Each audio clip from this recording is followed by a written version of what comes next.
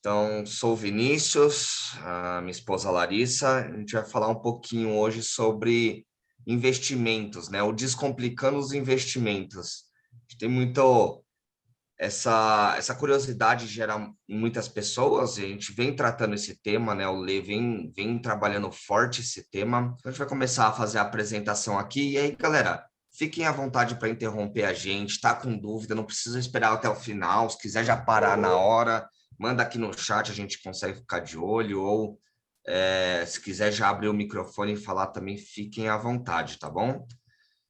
Subiu a apresentação aqui para nós, todos estão vendo?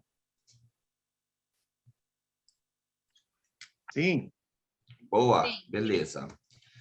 Então tá bom. Então, antes da gente começar a falar um pouquinho sobre investimento, sobre descomplicar, às vezes, esse bicho de sete cabeças que muita gente acha que é só para rico ou só para quem tem muito dinheiro, né? Eu queria deixar alguns alertas do que a gente vem trabalhando aqui durante essas semanas. E aí, um ponto de atenção é: o investimento ele é muito bom, ele é algo que traz um conforto para nós. Mas ele também tem que ser olhado com muito cuidado, tá? Não é prudente a gente começar a investir ou começar a falar de investimento sem antes ter cumprido alguns passos. Então, sem antes ter minha reserva de emergência, sem antes estar com os meus endividamentos, pelo menos aqueles de curto prazo, aqueles que são maiores ofensores dentro do meu orçamento familiar quitados. Então, antes da gente começar a pensar em investimento, nós temos que dar alguns passinhos para trás e lembrar dessas coisas que a gente vem falando nas últimas semanas, tá? Então, isso é muito, muito importante. Eu queria que ficasse bem claro para vocês nesse sentido, tá? Então, antes da gente começar a investir, lembrar, preciso ter minha reserva de emergência, preciso estar com a minha saúde financeira em dia, para aí sim depois começar a pensar em multiplicar esses bens. Beleza? Combinado? Então, vou passar um pouquinho aqui do que a gente vai falar hoje. Nossa agenda a gente vai começar falando um pouquinho do porquê é importante investir, né? Por que devemos investir, ou por que é legal, importante a gente ter esse conhecimento e passar a ter esses investimentos na nossa vida. Para nós podermos investir, é importantíssimo conhecer o nosso perfil de investimento. Então, não sei se todos já conhecem, já fizeram uma pesquisa sobre o seu perfil de investimento, né? Geralmente os bancos ali, só na sua conta ou na sua corretora de investimento, você consegue fazer o seu preenchimento de perfil e lá vai dar se você é conservador, se você é moderado, se você é arrojado. A gente vai falar um pouquinho sobre isso e o que são o perfil moderado ou conservador ou arrojado. Nós vamos falar um pouquinho de investimentos de renda fixa. Então, às vezes, tem muita gente que conhece, né? Vou investir no Tesouro Direto, vou investir na poupança, vou investir no CDB. A gente vai passar um pouquinho do que é investimento em renda fixa. E aí a gente vai falar brevemente, gente, de fundos de investimento, ações e fundos imobiliários. A gente começa a diversificar um pouquinho mais, começa a ficar um pouquinho mais arriscado.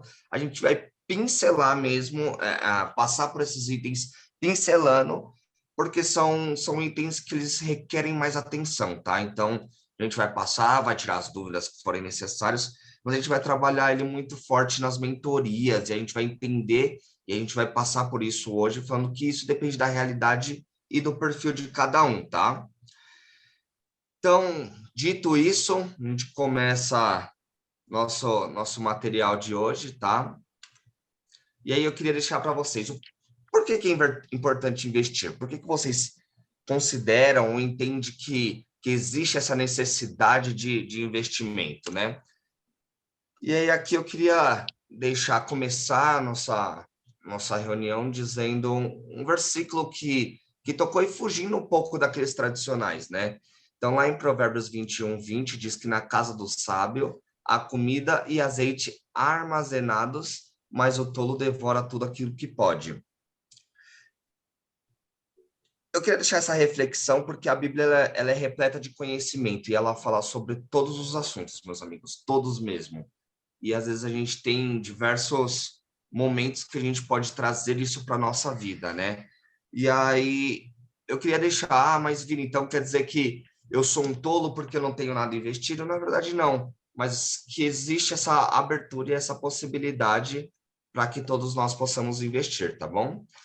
E através do investimento, nós conseguimos fazer um planejamento financeiro, conseguimos ter nossas conquistas e nossos objetivos de uma forma mais tranquila, né? Então, a gente já viu aqui o Lê falando algumas vezes, por exemplo, porque ao invés de ir lá e fazer um financiamento de um carro em 80 parcelas, eu não procuro pegar um carro um pouco mais barato e, de repente, comprar ele à vista, eu preciso mesmo fazer essa dívida a longo prazo, então a gente consegue fazer alguns planejamentos, tá? E aí, com esse planejamento, nós vamos nas conquistas dos nossos objetivos. Investir nos traz um pouco de segurança e dá suporte para passarmos pelos momentos de crise, e eu acho que nada mais lúcido da gente trazer isso do que um momento de pandemia, né? A gente viveu um momento muito incerto, foi literalmente do nada, ninguém esperava algo do tipo, e aquela pessoa que tinha uma reserva de emergência, que tinha seus investimentos ali, ela conseguiu ter um pouco mais de segurança e passar com um pouco mais de tranquilidade por esse momento. E quando investimos, fazemos com que o nosso dinheiro nos traga rendimento e nos ajude a aumentar o patrimônio. E aí, novamente, eu queria usar a Bíblia com vocês, sabe, meus irmãos? Eu deixei anotado aqui, nós temos lá a parábola dos tesouros, né? Onde o patrão ele confia ali os talentos para aqueles servos e o talento que teve mais talentos confiado foi lá e multiplicou, aquele que teve um pouco menos multiplicou, e aquele que teve um talento, ele preferiu reter aquele talento com ele e devolver para o patrão de forma segura, pelo menos eu não perdi. E aquele rapaz, ele é advertido pelo seu patrão que pelo menos colocasse num banco para render um pouquinho e trazer aquele talento com um pouco mais. Mas eu também queria fugir um pouquinho do óbvio, né? Trazer um pouquinho uma outra reflexão aqui, né? E eu até tô com uma colinha aqui do lado e eu deixei aqui para a gente poder falar, né? Nós temos a história do José no Egito. E aí, quem quiser anotar a referência, tá lá em Gênesis 41. E aí, José ele tem um sonho. Ele traz o sonho lá com as 7 vacas magras, as 7 vacas gordas, e ele interpreta aquele sonho como um método de fazer um planejamento para que nos próximos anos que viesse a ter algum tipo de seca ou de problema, ele pudesse ter estivesse preparado para aquilo, né? Então ele interpreta aquele sonho e ele faz um planejamento. E aí quando chega aquela seca, aquele tempo de dificuldade no Egito, José ele está preparado. Ele consegue ter ali ele consegue passar por aquele período sem sofrer tanto e ele consegue, inclusive, ajudar aos povos ao lado, vendendo mantimentos e coisas que ele tinha se planejado durante aquele tempo para aquele povo. Então, inclusive, ele consegue até aumentar o patrimônio dele porque ele se planejou. E aí, a reflexão de tudo isso é que nós podemos planejar o nosso futuro, né? Os momentos de crise, eles vão existir, eles vão vir, mas como nós estamos passando por ele, o quanto nós estamos se planejando para quando esses momentos de crise, quando acontecer algo, eu passar de uma forma mais tranquila ou passar de uma forma mais suave, que eu não sinta tanto esse pesar, né? E aí eu queria deixar isso para você. José, ele teve um sonho, ele interpretou aquele sonho e ele se planejou. Então, ele viu ali as vacas magras, as vacas gordas, fez a referência das 7 e ele se planejou para aquele tempo. Mais um alerta que eu queria deixar aqui, eu acho que serve muito para o nosso coração. Depois que José ele passa por esse tempo, ele traz os seus irmãos, a sua família, e ele ajuda as pessoas. Então, só cuidado, gente. A gente está falando de um tema muito importante, a gente está falando de um tema que mexe com a estrutura familiar das nossas vidas, das nossas casas. Só cuidado para não trazer isso como uma forma de ganância. O dinheiro ele está aqui para nos servir e nós podemos ajudar sempre ao próximo, nós podemos ajudar as pessoas que estão ao nosso redor.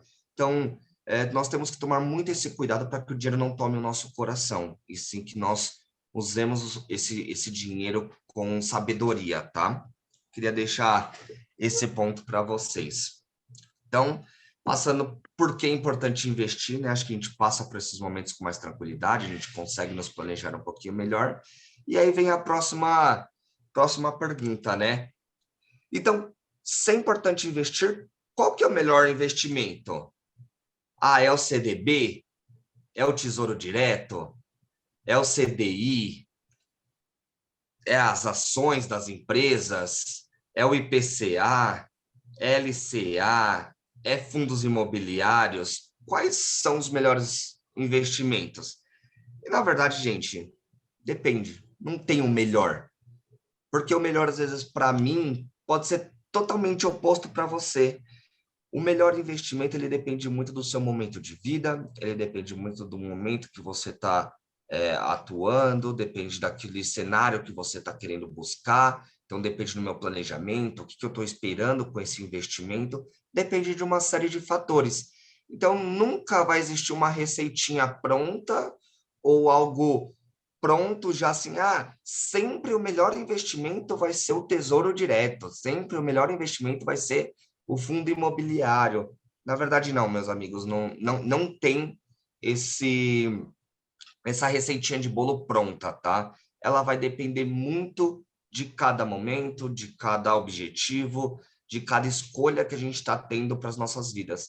E aí, até fazendo um link desse dinamismo aqui que o Lê propôs, quando o Lê desafiou nossa equipe aqui para trazer esse assunto, a mentoria individual, inclusive a gente vai iniciar depois que terminar essa jornada aqui, a mentoria individual ela serve justamente para isso. Cada caso é um caso, cada pessoa tem uma realidade, cada família está buscando um objetivo e está passando por um momento diferente da outra. Então, a mentoria individual, depois, ela serve muito para a gente poder ter esse tipo de noção, se aprofundar um pouquinho mais, entender um pouquinho mais, e aí a gente começa a destrinchar e ter um caminho a seguir de acordo com as informações que vão surgindo daquela família, daquela casa, né? A gente deixou aqui até um comparativo que quando você vai no médico, por exemplo, né? Você vai no médico antes de antes de te dar um diagnóstico, antes de ele falar que remédio você tem que tomar ou o que você está sentindo, você fala para ele, né? Quais são os sintomas? O que eu tenho? O que eu estou passando que me levou aí no médico? Então, quando você fala tudo, doutor, estou com dor de cabeça, tive vômito, tive dor de cabeça, tive uma série de coisas, ele vai te tratar com um diagnóstico e dar um medicamento próprio para aquilo. Nos investimentos é mais ou menos a mesma linha, tá? A gente precisa entender o que está acontecendo, entender quais são os pontos que hoje rodeiam a sua casa, a sua família, para a gente poder atacar algo, né? Poder ir em direção de um objetivo. Beleza? E aí, se eu já entendi que não tem uma fórmula mágica, não tem, o que eu preciso saber, então, para ver se eu vou investir em ação, se eu vou investir em bolsa, se eu vou investir no Tesouro Direto? Primeiro passo, eu preciso conhecer o meu perfil de investidor. Mas, Vini, o que é meu perfil de investidor? Como eu sei isso, né? Primeiro, a gente tem que se fazer algumas perguntas. Acho que esse é o primeiro, tá? O primeiro ponto. Você já se fez? Qual que é o meu momento de vida? Eu já tenho minha reserva de emergência? Esse é o primeiro passo, gente. É isso que eu frisei com vocês antes da gente começar. A reserva de emergência, ela tem que vir antes de qualquer investimento, antes da gente iniciar qualquer passo de multiplicar os nossos bens, né? Nós temos que ter, sim, ali uma reserva. Então, faça uma autorreflexão, né? Qual é o meu momento de vida? Então, eu vou casar ainda? Eu já casei? Eu tenho filhos? Eu estou próximo de me aposentar? Faz esse diagnóstico e entende, eu já tenho uma reserva de emergência para isso? Qual o meu objetivo com esse recurso que eu vou investir? Então, eu vou investir a curto prazo, a longo prazo? É algo que eu quero para agora? É algo que eu quero para quando eu for me aposentar? É uma viagem? É um carro? O que eu quero com isso, né? Qual que é o meu objetivo desse recurso? Quanto tempo eu vou precisar usar esse recurso? Posso deixar até o vencimento? Ou preciso de liquidez para resgatar a qualquer momento? O que a gente quer dizer com isso, né? Quando eu invisto esse dinheiro, quando eu estou colocando esse dinheiro numa aplicação, num investimento, é aquele dinheiro que, tipo assim, olha, eu vou deixar ali, mas na hora que eu precisar, eu preciso tirar ele, ou não? É algo que, tipo assim, olha, eu não vou me preocupar com ele agora, ele de fato é para render aí daqui 5 anos, daqui 10 anos, que eu vou começar a querer olhar para esse valor, para esse recurso que eu estou investindo. Esse é o primeiro, são uma das perguntas que a gente tem que se responder. Qual que é o meu grau de conhecimento geral de investimentos, né? Sobre investimentos. E aí, meus amigos, esse daqui acho que é uma resposta que a gente tem que ser 100% transparente conosco mesmo, né? A gente tem que jogar limpo com a gente mesmo. Eu conheço realmente esse investimento ou eu estou indo porque eu ouvi dizer de um amigo no serviço que me comentou que esse era o melhor investimento, que esse era o melhor caminho. Ah, investe aqui porque é bom. Ou eu realmente conheço aquilo que eu estou aportando o meu recurso, que eu estou aportando o meu dinheiro, né? E por fim o quanto de perda eu aceito para buscar um rendimento melhor. Então, muitas das vezes, a gente está preocupado só com o rendimento, né? Ah, eu vou investir o meu dinheiro e quanto que isso vai me trazer de retorno, né? Ah, vai me trazer 100% no primeiro mês. Cara, difícil, não vai existir um investimento assim. Mas, poxa, Vini, tem um amigo meu que me falou que se eu investir aqui, eu vou ter 10% no primeiro mês. Qual que é o risco disso? E quando a gente fala de risco, o quanto eu aceito perder, por quanto tempo aquilo tem que ficar parado na conta, na corretora, para poder fazer esses 10% que ele está falando. Tudo isso é uma balancinha que a gente vai equalizando do quanto eu quero ganhar versus o quanto tempo eu vou deixar ali. E tudo isso eu vou ter uma projeção, né, de um rentabilidade maior, mas eu tenho que deixar 1 ano. Mas quando a gente fala 1 ano, é 1 ano mesmo, porque às vezes no primeiro, no segundo mês vai dar negativo, e você vai ver aquele seu saldo, putz, caiu um pouquinho, não era isso que me prometeram, mas ao longo dos 12 meses ele se recupera e dá aquela rentabilidade. Então, respondendo essas 5 perguntinhas, você começa a ter um direcionamento do seu perfil de investidor. E aí, galera, todo mundo que tem uma conta, uma corretora de investimento, ou no seu próprio banco, quando você vai fazer um investimento, você tem lá as perguntas. Elas não fogem muito disso, tá? Elas são... Cada instituição financeira tem as suas próprias perguntas, tem seu próprio método de fazer esse perfil de investimento, mas elas não costumam fugir muito do que a gente está colocando aqui. Talvez vai ter uma palavra diferente, algo assim, ou uma pergunta a mais, outra a menos, mas ela vai nessa linha. E no final ela vai te trazer um resultado. Esse resultado, ele é de acordo com as suas respostas, vai trazer lá, Vinícius tem um perfil de investimento moderado, arrojado ou conservador, e aí com base nisso, as instituições começam a te oferecer aquilo que são os produtos para o seu perfil de investimento. Beleza? Alguma dúvida até aqui? Tá bom, Ô, vamos Vini, seguir. Oi, Vini, só oi. um comentário sobre a importância desse perfil, é que ele serve para nos proteger, né? Quando a gente preenche esse perfil, que ele dá lá, meu perfil é moderado, ninguém no banco, na corretora, vai poder me oferecer algo diferente disso. Por quê? Porque no meu perfil já está constando o que eu estou. Então, é legal porque às vezes a gente fica com receio, porque tem que responder um monte de pergunta e não quer. Se a gente não responde, não tem um perfil, a gente fica restrito de bons investimentos que pode ser recomendado para a gente, não pode porque a gente não preencheu esse perfil. Então, é muito importante, tanto para nos proteger quanto para habilitar a gente ter acesso a boas oportunidades. Perfeito, Gá, e é realmente isso, tá, galera? Então, quando você estiver preenchendo o seu perfil lá de investimento, seja o mais sincero possível. Preencha aquilo que realmente não... Ah, o que eu queria responder, o que eu queria ser. Responda aquilo que realmente aquela pergunta é de acordo com o seu perfil, né? Só um exemplo rápido. Aqui em casa, dentro de casa mesmo, nós temos perfis diferentes. Eu tenho um perfil, a Larissa tem outro.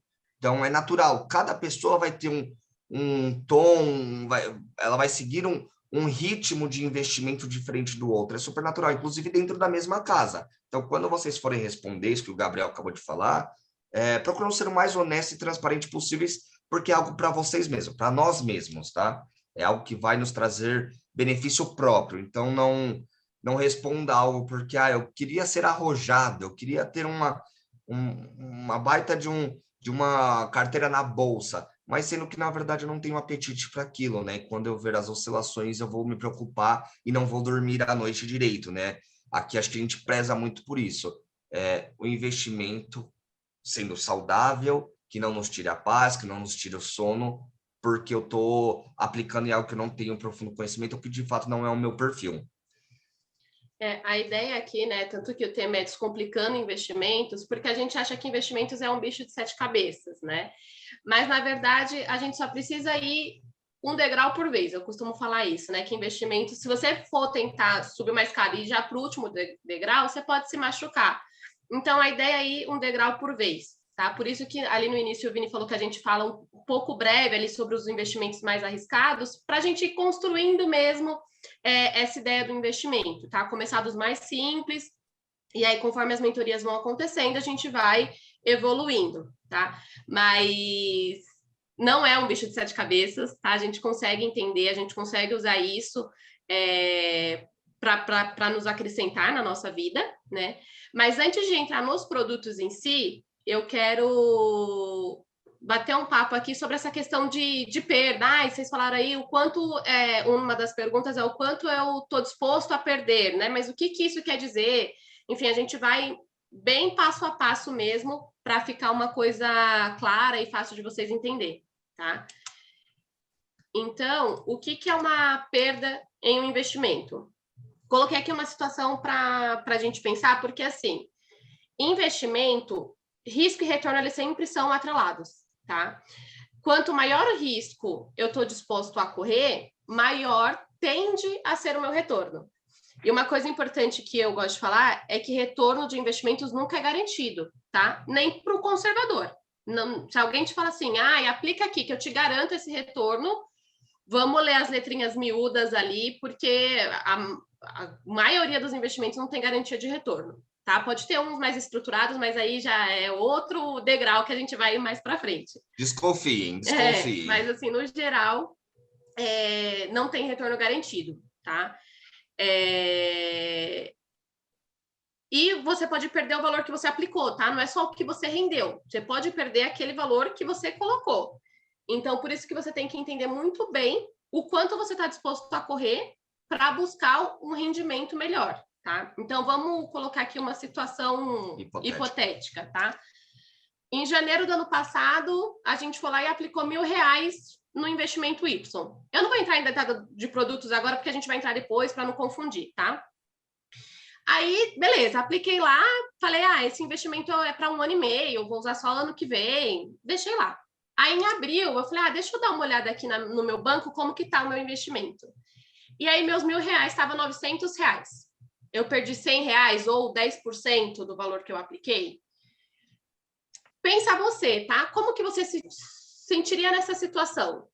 Nossa, isso me tira o sono, como o Vini falou, é algo que vai me preocupar. Não, eu coloquei dinheiro para ganhar, não para perder. Como assim? Eu estou com um valor menor do que eu coloquei. O que está acontecendo? Não quero. Mas aí você fala assim, não, vou procurar meu gerente, eu vou procurar a Tito e o Vini, o Gabriel, o pessoal lá da igreja que conhece um pouco, algum amigo que conhece, para entender o que aconteceu.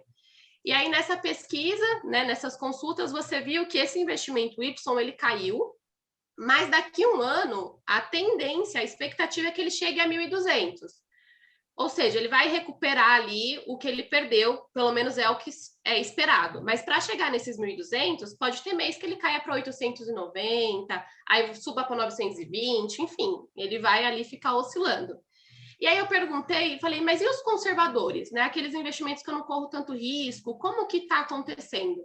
Não, esse investimento Z, que é mais conservador, você não vai mais ver esses R$ 900 diminuir, mas o máximo que você pode chegar é em 1.100. Também é uma expectativa, não é garantido, porque nem os conservadores a gente pode garantir, tá?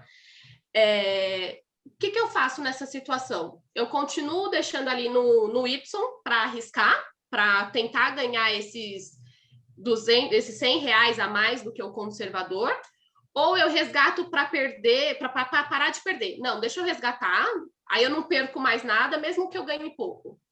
É essa relação de risco e retorno que a gente tem que analisar em investimentos, tá, gente? O quanto eu fico confortável em perder, principalmente do valor que eu apliquei, não só dos meus rendimentos, para buscar um retorno maior. Ou não gosto disso, não quero ver meu valor perder, prefiro ganhar menos, mas pelo menos saber que eu tô ali numa linha mais segura, tá? E é normal, não tem certo ou errado, tá, gente? É realmente de acordo com o seu perfil, de acordo com o seu objetivo. Por exemplo, o Vini, ele tem um perfil mais arriscado do que o meu, tá? Eu trabalho com investimentos, mas quem gosta de arriscar é ele. Eu sou mais moderada para conservadora, não gosto dessa emoção de correr risco. Mas quando é um recurso para curto prazo, sei lá, a gente está pensando em comprar um carro. E o carro pode ser que apareça hoje, pode ser que apareça mês que vem, daqui 2 meses. Enfim, a gente sabe que vai ser no curto prazo. Para esse valor, ele não corre risco. Mesmo quem tem um perfil arriscado, arrojado, quando é para curto prazo, ele não é indicado correr risco. Porque aí ele tem lá o valor para comprar o carro, aí o carro surge semana que vem, ele perdeu uma parte do valor. Como que ele compra esse carro? Por mais que a tendência seja recuperar depois, mas naquele momento que eu ia precisar do montante, do valor, ele estava um valor abaixo. Então, como a Tita disse, não é indicado, mesmo para um perfil que gosta de correr um pouco mais de risco, visando uma rentabilidade um pouco maior, novamente, depende do momento e do objetivo. O objetivo naquele momento é a curto prazo, e aí se surge uma oportunidade, você acaba perdendo essa oportunidade, deixando essa oportunidade passar, porque você quis colocar algo bem mais arriscado, que para aquele momento não supriu a sua expectativa, né? Então, a gente tem que ter esse cuidado principalmente com essa questão de expectativa e frustração, né? E assim, essa tendência de recuperar nesses investimentos de mais risco é no longo prazo, tá, gente? É 1 ano e meio, dependendo do produto, 3 anos, 4 anos. Então, tem assim a sua tolerância a risco, mas também tem o prazo, que foi ali a parte das perguntas que o Vini comentou, né? E assim, o meu perfil pode mudar, tá? Hoje eu sou mais moderada, ou sou conservadora, vou colocar aqui alguns exemplos, tá? Eu sou conservadora para esse valor que é para o meu carro, tá? O que eu vou comprar de carro, que vai ser mês que vem, por exemplo, semana que vem, eu sou conservadora. Então, vou colocar ali num produto bem tranquilo, só para o valor não ficar parado, só para me render alguma coisa. Mas eu também tenho uma caixinha que eu estou montando para minha aposentadoria. Eu tenho 29 anos, minha aposentadoria, então tem no mínimo aí 35 anos para ela acontecer, né? No mínimo. Então eu tenho tempo para correr risco, se eu tenho esse apetite, né? Para mim faz sentido correr esse risco, perder 10% para buscar um ganho de 20%, nesse exemplo que eu dei aqui, e claro que é conta de padaria, tá, gente? É bem hipotético mesmo. Então, no longo prazo, para a minha aposentadoria, eu posso ser mais arriscada. Para a compra do carro, que é no curto prazo, sou mais conservadora. O que eu quero dizer com isso? O meu perfil, ele vai mudando de acordo com meus objetivos, de acordo com o meu momento de vida, né? Por isso que é muito importante a gente fazer aquelas perguntas que o Vini e o Gabriel comentaram. Porque a nossa vida vai mudando, as coisas vão acontecendo, e aí o nosso perfil de investidor também muda, tá? Tita, você comentou aí, deu esse exemplo de perder 10%, né? De R$ 1.000 ficar com 900, perder R$ 100, 10%. talvez eu não tenha tanto estômago para perder tudo isso. Mas R$50, 5% para ganhar 15 ao invés de 20, para mim pode fazer sentido. Também tem esses tipos de investimentos, tá? Não é 8 ou 80, não é o conservador ou é o super arriscado que você perde horrores. Tem ali os intermediários, que é o que a gente chama de moderado, tá? Então, assim, a gente tem uma infinidade de investimentos, gente. É muita opção mesmo. Hoje o mercado, ele evoluiu demais, né? Bancos grandes, que antes eram taxeiros, hoje tem produtos bacana. As corretoras que vieram para dar uma movimentada no mercado, tem produtos muito bons também, então você consegue rentabilidade boa, porque tem muita competição, né, entre os players do mercado. E tem uma infinidade. Eu nem consegui trazer todos aqui, senão a gente emendaria aqui uns 4 dias falando de todos os tipos de investimentos. Eu trouxe os mais comuns, os mais, assim, procurados, para a gente ir aquele degrau por degrau que eu comentei com vocês, tá? Porque, assim, tem bastante opção. Então, com certeza, para o seu objetivo, para o seu perfil, para o seu prazo, tem um investimento ideal, tá? Não tem a receita do bolo. Para todos os casos, esse investimento é o ideal. Isso não tem. Mas para o seu caso, tem, tá? E a ideia aqui é a gente te explicar um pouco como funciona, para você ter uma noção geral do que é, né? Ah, se alguém falar de tesouro direto, eu sei como funciona. E a partir dali eu consigo tomar uma decisão. E se não conseguir, vai ter as mentorias individuais, como o Vini falou, e a gente está aqui para dar esse suporte também. Tá? Mas a ideia aqui é para descomplicar mesmo, introduzir, para vocês começarem a entender o que é. Tá? Então, vamos começar a falar aqui dos tipos de investimentos. Tá?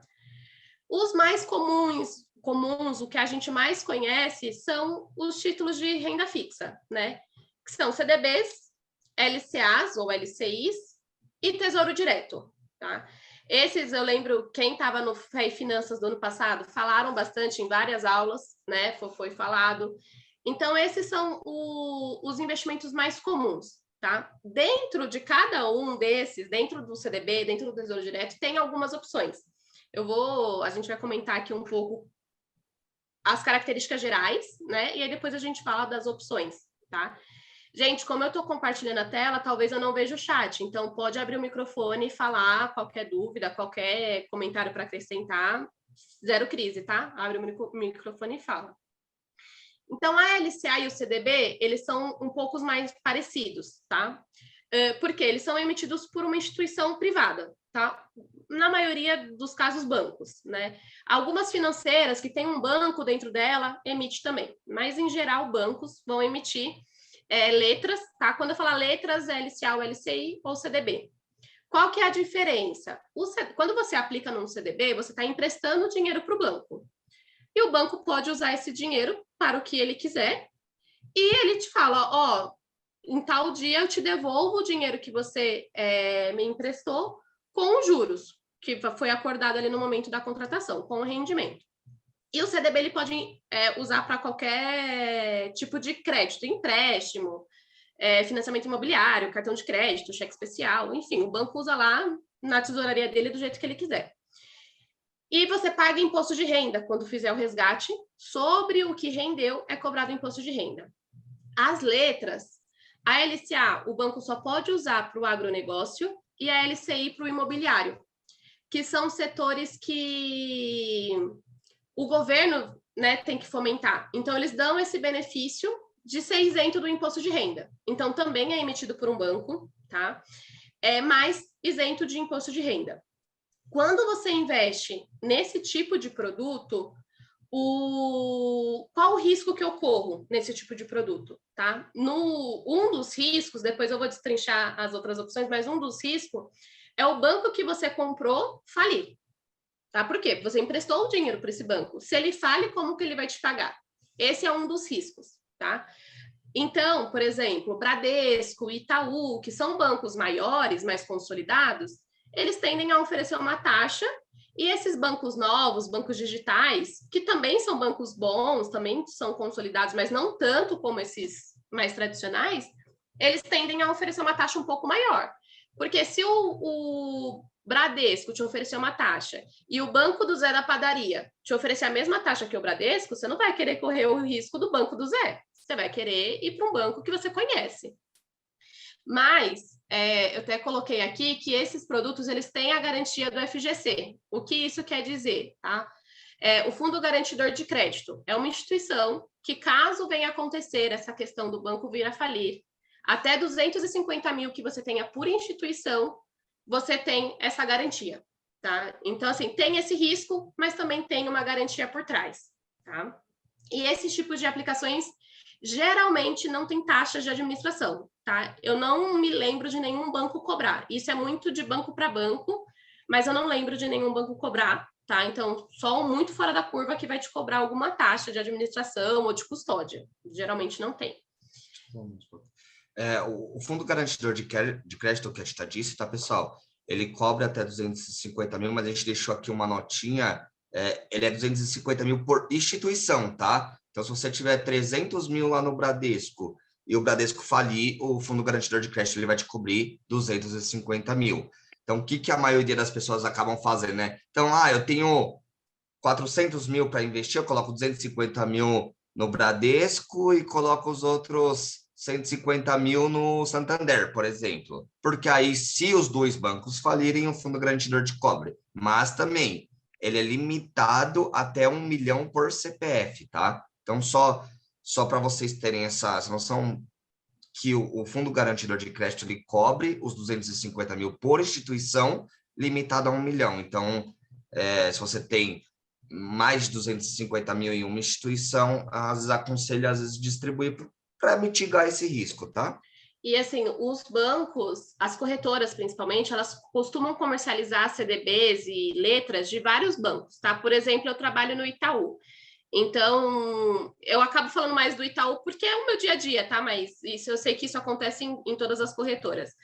O Itaú, ele comercializa CDB do Banco ABC, do Banco BTG, do Banco FIDS, enfim, tem outros bancos, que são esses bancos menores, que a gente comercializa dentro do Itaú. Acredito que o Bradesco faça isso, a XP faz isso, enfim, todas as corretoras fazem. Então, se eu tenho, por exemplo, 300 mil no Itaú, mas 100 está no CDB do Itaú e 100 está no CDB do Banco BTG, são duas instituições diferentes, tá? É quem emite o CDB que eu estou aplicando, beleza? O Tesouro Direto, ele é um pouco diferente, porque ele é emitido pelo Tesouro Nacional, né, que é quem faz ali os títulos de dívida do governo. Então, você não está emprestando dinheiro para uma empresa privada, você está emprestando dinheiro para o governo, tá? Ele não tem o Fundo Garantidor de Crédito. Porque se o governo falir, eu acho que a gente não sei o que está acontecendo no país, né? Assim, qual é a chance do governo falir? Quase zero, né? Então, por isso que tem pessoas que falam que ele é o ativo livre de risco, né? Porque, assim, o risco dele é bem mais baixo, porque é um título público, tá? Você está emprestando dinheiro ali para o governo. Até por isso, ele tende a render um pouco menos do que os CDBs e a LCAs, tá? O CDB e a LCA ainda são produtos conservadores, produtos tranquilos, mas como tem esse pequeno risco do banco falir, ele tende a render um pouco mais do que o Tesouro Direto, tá? Tesouro Direto tem imposto de renda, assim como o CDB, e se você tem uma aplicação de mais de 10 mil reais no Tesouro Direto, ele tem uma taxa de custódia de 0,20% sobre o valor que você aplicou ao ano, tá? Aí metade é cobrado em janeiro, metade é cobrado em julho, ele é cobrado de forma semestral. Se a sua aplicação é de 9.999, você não paga essa taxa. E aí, como eu falei, dentro desses investimentos, a gente tem 3 tipos, tá? 3 classes. Mas antes de entrar nessas classes, eu queria conversar aqui com vocês um pouco sobre os índices que essas classes vão olhar, tá? Para vocês, se não falar, tem o CDI, tem o IPCA, e aí faz um nó na cabeça de vocês. Então, indo ali degrau por degrau, a gente vai falar um pouco dos índices que eles vão usar como referência para ver o que eles vão te pagar de rentabilidade, tá? O índice que é mais usado é a taxa Selic. Vocês devem já ter ouvido falar sobre o Tesouro Selic. Tá? Aqui eu coloquei a definição ali oficial do que é a taxa Selic, mas simplificando aqui, para não ficar uma aula de economia, um monte de termos, enfim. É a taxa básica da economia. Tá? O Banco Central ele se reúne ali a cada 45 dias para ver como que está a economia naquele momento, e se tem que aumentar ou subir essa taxa. Tá? Isso é um instrumento de política monetária, que a gente chama para fazer a economia crescer. Então, por um outro lado, tem o IPCA, que a gente já vai falar. A taxa Selic, ela controla o IPCA. Tá? Se o IPCA está muito alto, o Banco Central sobe a taxa Selic para controlar esse IPCA. Pensa assim, que a taxa Selic é a taxa que é usada para o banco emprestar dinheiro, né, para você financiar um carro, para você pegar um empréstimo no banco. Então, é a taxa que faz a economia girar. Se ela está muito alta, nós aqui, pessoas físicas, não consumimos tanto, né? Então, a inflação tende a cair, porque não tem muita gente comprando no mercado, oferta e demanda, né?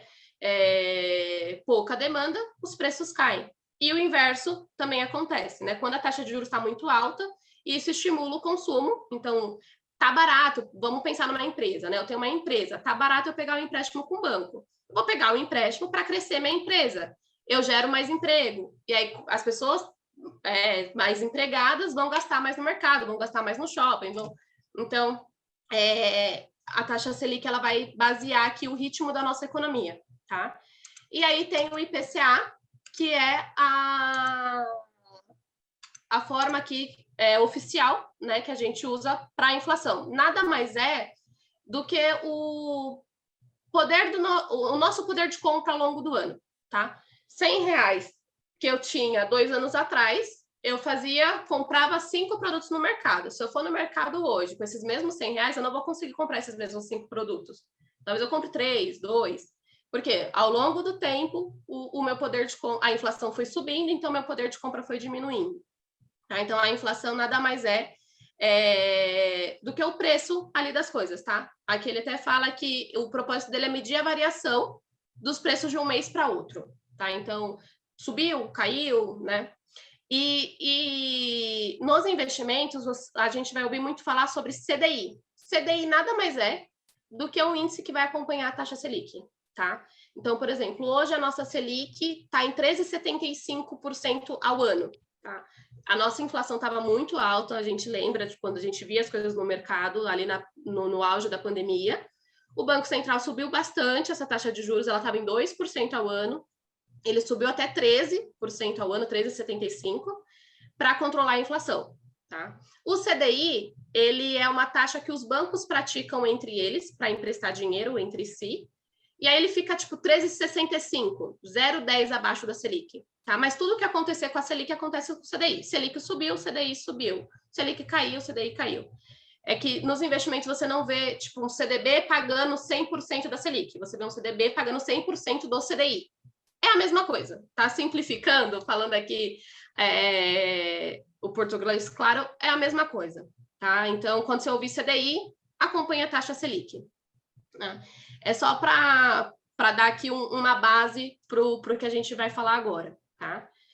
Porque no Tesouro, no CDB e na LCA tem alguns tipos, né, de investimentos. O mais comum são os títulos atrelados ao CDI, que é atrelado à taxa Selic. Você vai encontrar no seu banco, na sua corretora, por esses nomes, CDB, DI, LCA, DI, ou Tesouro Selic, tá? Eles vão render um percentual do CDI, ou seja, o CDB paga 100% do CDI, ou paga 115% do CDI. Por exemplo, um CDB de um banco grande costuma pagar isso, 100%. Com a taxa de juros de hoje, 13,65 ao ano, né? Colocando aqui em valores para ficar mais fácil da gente entender. Um CDB de um banco menor vai pagar 110, 115% do CDI, tá? Eles geralmente têm liquidez diária. E por que eu falei geralmente? Isso vai depender do banco que você está comprando, tá? Tem CDBs, por exemplo, no Itaú, que tem liquidez diária, a qualquer momento você pode resgatar. E tem CDB que não, que você contratou por 1 ano ou por 2 anos, você tem que levar até o vencimento. Então, sempre dá uma olhada ali na hora de contratar, ele vai te informar se tem liquidez ou se você tem que levar até o vencimento, tá? A grande maioria tem liquidez, tá bom? Eles são considerados mais seguros, é muito difícil você ver esse investimento dar negativo, tá? Naquele exemplo lá que a gente deu explicando a perda, é muito difícil isso acontecer. Porque como eles acompanham a taxa Selic, isso só aconteceria se a taxa Selic fosse negativa, o que para o Brasil pelo menos para os próximos bons anos aí, não é provável de acontecer, tá? Ele é mais usado para reserva de emergência, né? A gente aprendeu bastante isso no Fé e Finanças do ano passado. Objetivos de curto prazo, por exemplo, trocar de carro, uma viagem que eu vou fazer, tudo que for menos de um ano, é recomendado esse tipo de aplicação para você não correr o risco de perder o valor aplicado, tá? Ou para aquele investidor que, assim, sempre apliquei na poupança, não quero correr risco de jeito nenhum, me dá pavor de ver meu dinheiro perder. Você pode optar, talvez, por um CDB, por uma LCA, desses bancos menores que não tem liquidez, que costuma pagar um pouco mais. Aí você consegue 115%, 120% do CDI, né? Então, um rendimento maior do que esses que têm liquidez. É só reforçando, tá? Que esse 115%, 120% que a Larissa fala não é 120% ao mês, ou 120% do DI, né? Então, que é aquilo que ela falou, até fez ali, o 100% do DI corresponde a 13,65 no ano, que aí divide isso, dá 1 ponto alguma coisa por mês. Então, se você vai investir o seu dinheiro lá no CDB, na LCA, na LCI, no Tesouro Selic, se você for lá e vou aplicar R$1.000, não é que eu vou ter 120% de rendimento, vai ter 100% do CDI, 100% do CDI corresponde a 13,65 ao ano, que dá 1% ao mês. Então, a cada mês que virá, aqueles R$1.000 vai ser aplicado um rendimento de 1 ponto alguma coisa, né? Então, ele vai aplicando. E aí é os juros compostos, né? Vai fazendo, no segundo mês já vai, daqueles 1.000 já virou R$1.002, aí no próximo mês vai ser em cima de 1.002, esse 1 ponto alguma coisa por cento, e assim vai, tá bom? E uma coisa que eu gosto de falar, esse tipo de investimento aqui, tá? CDBDI, LCADI, Tesouro Selic, é o mesmo risco da poupança, tá? Às vezes a gente acha que colocando nesses investimentos a gente está correndo mais risco que a poupança. Eu nem trouxe a poupança aqui, porque a poupança está ficando muito atrás em questão de rendimento, tá? O CDB, mesmo que pague imposto de renda, o Tesouro Selic, mesmo que pague imposto de renda, rende mais que a poupança, tá? Então, e aqui eu costumo brincar que é uma poupança melhorada, tá? Porque é o mesmo grau de risco, tá? Na poupança você também corre o risco do banco falir e também tem a garantia do fundo garantidor de crédito até 250 mil. Então, assim, são irmãos, tá? Estão ali, são parzinhos, só que aqui com uma rentabilidade um pouco melhor. Também não vai ser uma rentabilidade o dobro, astronômica, porque é um produto de baixo risco ainda. Mas sim, é uma rentabilidade melhor, tá? Por exemplo, em LCA, que é isento de imposto de renda, você consegue quase o dobro da poupança, na verdade. Tem LCA que paga 1% ao mês líquido. A poupança está dando 0,65%. Então, tá ali, né? Então, é um investimento tão seguro quanto a poupança, mas com rendimento melhor, tá? E quando a Larissa fala líquido, tá? Ela até deixou ali no último, é válido sempre comparar a rentabilidade líquida, já que as letras são isentas de R. Quando a gente fala líquido, é isenta de imposto, ou seja, já tributou ou não tem a tributação, e aí você pega aquele rendimento líquido, porque tem outras opções de investimento que você vai receber uma rentabilidade X, só que ainda você tem que pagar o imposto de renda sobre aquele valor. E aí a gente, quando não tem essa necessidade, a gente chama já de rendimento líquido, né? Rentabilidade líquida. Eu até trouxe um exercício aqui para a gente fixar um pouco essa questão do líquido aqui. Imagina que a gente tem duas opções para aplicar R$1.000, tá? Eu tenho R$1.000, eu vou decidir onde eu vou aplicar. Aí o banco me ofereceu um CDB que rende 100% do CDI, então ele me rende 13,65% ao ano, para esse prazo de um ano. E ele me ofereceu uma LCA que rende 90% do CDI para um prazo de um ano. Qual vocês acham que... E aí esses 90% do CDI, só para a gente trazer aqui para o número exato, seria 12,29% ao ano. Tá? Então, CDB 13,65%, a LCA 12,29%. Qual vocês acham que é o mais rentável? Alguém chuta aí? E é chute mesmo, tá? Não precisa fazer conta, chutômetro. Se não quiser abrir o microfone, quiser falar no chat, pode falar, tá? Se você fosse investir lá R$1.000, e aí você vai lá no banco e fala, olha, banco, eu tenho R$1.000, eu quero investir. Aí o banco fala assim, olha, eu tenho um CDB-DI que paga 100% do CDI por prazo de um ano, e também tem uma LCA que rende 90% do CDI para o mesmo prazo de um ano. Qual que você colocaria o seu dinheiro? CDB? No CDB, porque ele paga 100%? Eu acho. Alguém mais quer chutar? Quer dar um... Não? Isso nos engana, tá, Evelyn? É natural a gente ir no CDB porque tá falando que paga 100%, 100 maior que 90, né? Natural. Só que o que a gente tem que lembrar? Que a LCA, ela é isenta de imposto de renda, tá? Então, eu coloquei aqui um exemplo, tá? Então, eu apliquei R$ 1.000 no CDB a 100%, que daria esses 13,65% ao ano, tá? Bruto, ele me deu R$ 136 de rendimento. A LCA, ela é 90% do DI, equivale a esses 12,29. Então, bruto, ela me daria 122,90. O CDB, até aqui, ele está me rentabilizando mais, tá?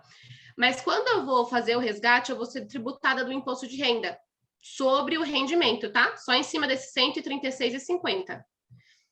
No caso de um ano, é 17,5. É uma tabela regressiva que vai diminuindo conforme o prazo, tá? Então, eu pagaria R$ 23,89 de imposto de renda. Então, líquido, o CDB ele me daria 112,61 de rendimento. A LCA ela é isenta, eu não pago imposto. Então, ela me dá 122,90. Então, ela me dá quase R$ 10 a mais aqui nesse exemplo, por não pagar o imposto de renda. Então, nos tende a enganar mesmo, quando a gente vê esse percentual do CDI, tá? Mas a gente tem que lembrar, LCA ou LCI sempre é isento do imposto de renda. E aí, dependendo, mesmo que aparentemente, né, pelo percentual ali do CDI, ela pague menos, vale a pena fazer esse comparativo, tá? Ai, Tita, não vou lembrar dessa regra. Pergunta para o gerente, pergunta para a gente, vi tal e tal rendimento. Qual que é melhor? A gente faz a conta ali. Para o gerente que trabalha, para o gerente do banco, né, que trabalha com isso, é muito claro. A gente que trabalha com outras coisas, enfim, que isso é uma novidade, pode, às vezes, esquecer da regrinha, tá? E, novamente, tá, gente? Então, quer dizer que eu sempre vou optar por LCA porque ela é isenta de imposto de renda. Novamente, depende do seu objetivo e do que você quer para os próximos passos, né? Então, assim, aqui é um comparativo entre CDB e LCA. Nesse comparativo puro e simples, nesse cenário hipotético que a Larissa trouxe, a LCA compensaria, mas isso nunca é 100% cravado, então daqui para o resto da minha vida, agora eu só vou aplicar em LCA porque ela é isenta de imposto de renda. Não necessariamente, tá? Depende dos objetivos. A gente está reforçando bastante isso para vocês entenderem que, assim, não existe uma fórmula mágica, tá? Não existe o pronto. A gente sempre vai depender de um cenário. Mas é legal a gente fazer esse comparativo, entender que dentro das opções de investimento, a gente tem cenários que a gente pode tomar uma melhor decisão de acordo com as informações que nos é passada, tá bom? E até, eu acho que eu não falei no slide anterior, a LCA nem sempre tem liquidez, tá, gente? Quando tem liquidez é depois de 90 dias. Então, isso que o Vitor está falando, nem sempre ela vai ser a melhor opção, porque se eu preciso usar em um mês, o recurso fica travado por no mínimo 90 dias, tá? Tem banco que a partir de 90 dias você pode resgatar, tem banco que só no vencimento, 6 meses, um ano, aí depende do vencimento que você contratou. Tá? Então, ela também não é um investimento que tenha tanta liquidez quanto o CDB. Liquidez é quando o quão rápido a gente resgata, né? Isso. Se eu precisar do dinheiro, tipo, hoje mesmo, eu não conseguiria. Teria que esperar 90 dias. 90 dias, 3 meses, né? Então... Enquanto o CDB, se hoje, 9h30 da noite, eu entrar no banco, eu posso conseguir resgatar. Ele tem ali a facilidade de tirar a qualquer momento, tá? E, assim, uma coisa que é importante, quando a gente pensa em investimento para longo prazo, tá? Sempre diversificar. Mesmo que eu tenha um perfil conservador, mesmo que eu não goste de correr risco, dá para eu diversificar dentro da segurança, tá? Porque, por exemplo, eu vou trazer agora aqui os títulos atrelados ao IPCA, que são CDBs, LCAs e tesouros também, mas atrelados ao IPCA. Lembra que a gente comentou ali que IPCA é a inflação, né? É o quanto o meu dinheiro, quanto o meu poder de compra tá evoluindo, né? Quanto meu dinheiro tá valendo. Vocês vão ver que a gente está falando dos mesmos produtos, só que um atrelado à taxa Selic, por isso que a gente fez aquela breve explicação do que é taxa Selic, porque é IPCA, justamente porque agora a gente vai falar dos mesmos produtos, mas cada um vinculado a uma taxa. Isso. E aí esses produtos, eles vão render inflação mais uma taxa determinada ali, sei lá, IPCA mais 5% ao ano, IPCA mais 6% ao ano. O que isso quer dizer? Se, por exemplo, o IPCA dos últimos 12 meses foi 5,90 alguma coisa, vamos colocar 6% para arredondar. Se eu tenho um título que paga IPCA mais 6%, tá? O IPCA foi de 7, de 6, vamos colocar 6. 6 mais 6, 12%. Então, no final, eu vou ter, de um ano, eu vou ter 12% de rendimento, tá? Essa parte que é o IPCA, a gente não vai saber o quanto vai dar de rendimento, porque a gente não sabe o quanto que vai ser o IPCA, né? Nos últimos 12 meses, ele foi quase 6. Não quer dizer que para os próximos 12 ele vai ser, né? Nunca se repete. Mas a parte da taxa pré-fixada, eu sei. O quanto eu vou ganhar acima do IPCA, isso eu sei, tá? Porque está ali contratado, né? No momento da contratação, eu escolhi essa taxa. Esse investimento ele é recomendado levar até o vencimento. Por quê? Tem vários vencimentos, tá, gente? Tesouro, geralmente é mais longo, é com 5, 6, tem até para 30 anos, assim. CDBs, LCAs, tem para 1 ano, para 2 anos, tem prazos mais curtos. Eu só saio com essa taxa, por exemplo, IPCA mais 6% ao ano. Eu só levo essa taxa se eu levar até o vencimento, tá? Então, eu fui lá na corretora, escolhi um CDB que pague IPCA mais 6% para 1 ano. Quando for no dia 27 de fevereiro de 2024, que eu for resgatar esse valor, que ele venceu, né, na verdade, esse produto, eu vou receber exatamente essa taxa que eu contratei. Mas e no meio do caminho? Tem uma coisa que a gente chama de risco de trajetória. No meio do caminho, né, no decorrer desse 1 ano, esse valor pode oscilar. Por quê? O IPCA oscila. No ano passado, teve alguns meses que a gente teve deflação, IPCA negativo, tá? O preço das coisas não subiu, caiu, né? A média, né? Porque não é todas as coisas, a média da cesta ali de produtos que o IBGE mede. Se a inflação caiu, essa parte minha que paga IPCA rendeu negativo. Então, os R$1.000 que eu coloquei, eu posso ver ele diminuir, tá? Por isso que eu coloquei aqui que é recomendado levar até o vencimento. E aconteceu alguma coisa, eu preciso resgatar? Posso? Pode, tá? Mas tem que tomar cuidado para ver se você está saindo com uma boa taxa. Porque nessa trajetória do dia da aplicação até o dia do vencimento, você pode ter algum tipo de oscilação. A parte pré-fixada oscila também, tá? Pensa assim, eu contratei IPCA mais 6% hoje, dia 27. Mês que vem, o mercado está comercializando IPCA mais 10%. O meu título tá valendo menos, eu tenho IPCA mais 6, quem está contratando está IPCA mais 10. Então, na minha posição, quando eu abro o meu aplicativo do banco, da corretora, eu posso ver negativo. Mas fica tranquilo que no vencimento você vai levar a taxa acordada, tá? E ele é mais usado para objetivos de longo prazo. Como o IPCA, ele tem essa função de proteger o seu poder de compra,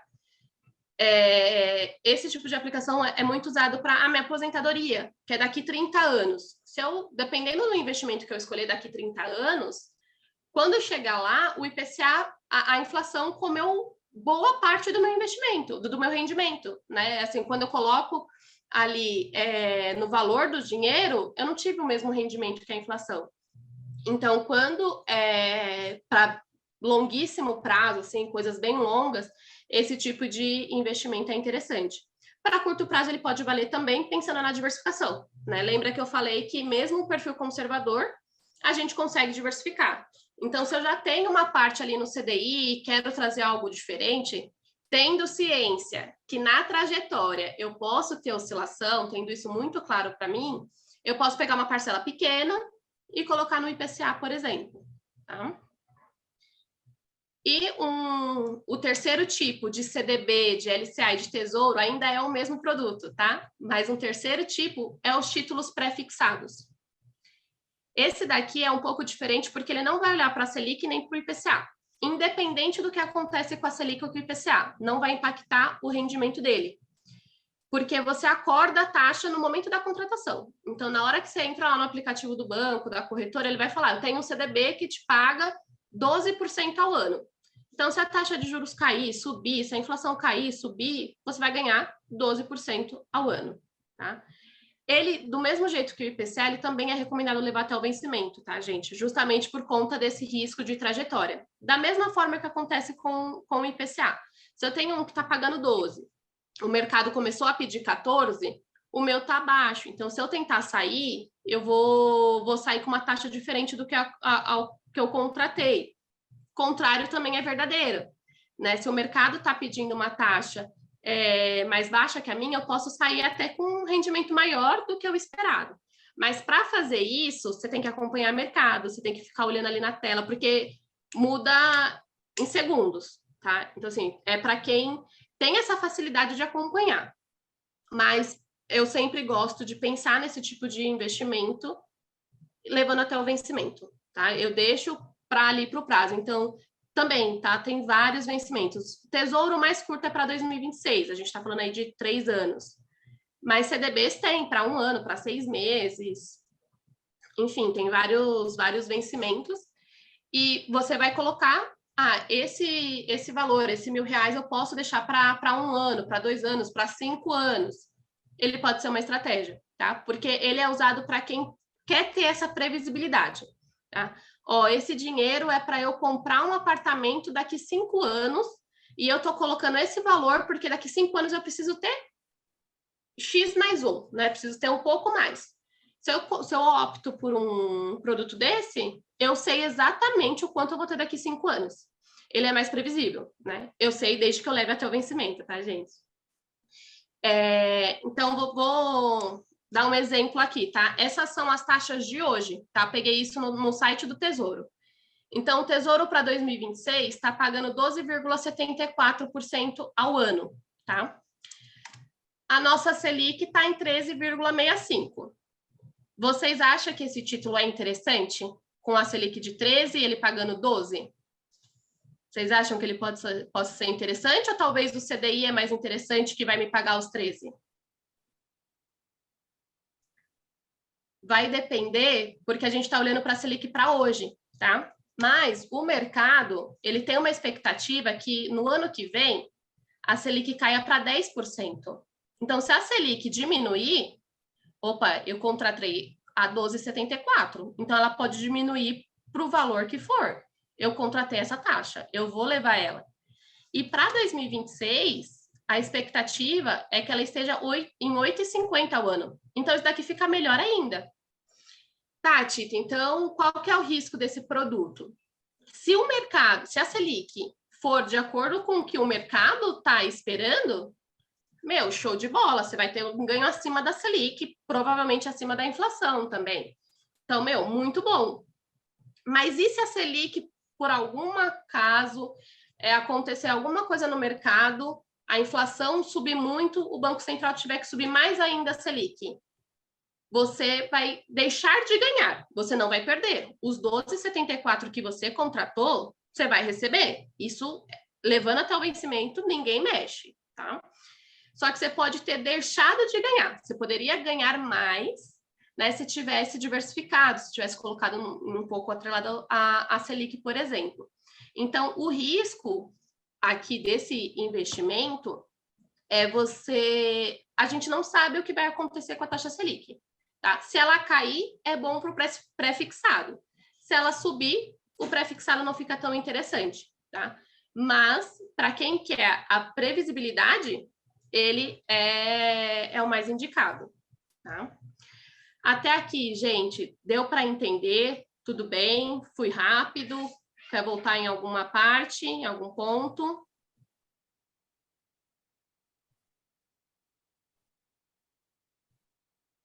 Tranquilo? Então, esses são os investimentos mais comuns, tá? O primeiro degrau ali da nossa escala, da nossa escada de investimentos, tá? É por onde a gente começa, a entender o que é investimento.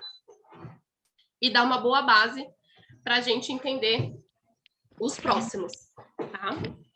Agora eu vou... E esses são os mais conservadores, tá? Por mais que o IPCA e o pré-fixado tenham aquele risco de trajetória que eu comentei com vocês, levando até o vencimento, o combinado não sai caro. Levando até o vencimento, você sai com aquela taxa. Então, você não tem grandes surpresas, tá?